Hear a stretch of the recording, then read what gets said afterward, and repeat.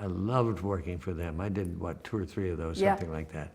And I would have scenes with Gracie, who was a joy to work with.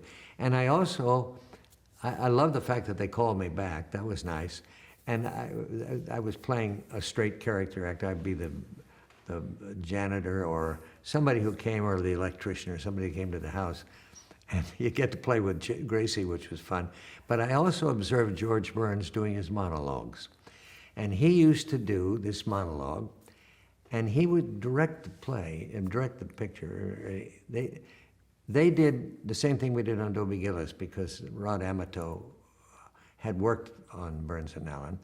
And they used 2 cameras, and you would rehearse one day and shoot the next. So they would do it in 2 days, 1 day of rehearsal, 1 day of shoot. And George Burns had a monologue in each of those things where he would sit there with a cigar and make jokes. And he would do this, and he would leave space for the laughs.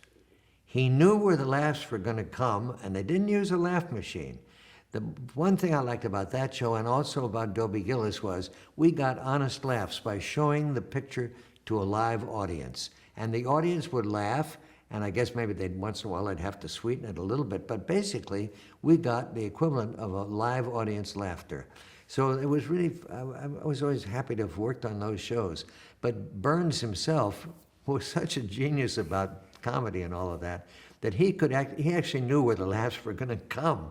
You know, anyway, I watched him, just amazement. Because he would be there for about a minute or a minute and a half, and he would, get the cigar out, and he would tell the joke, and he'd get the cigar.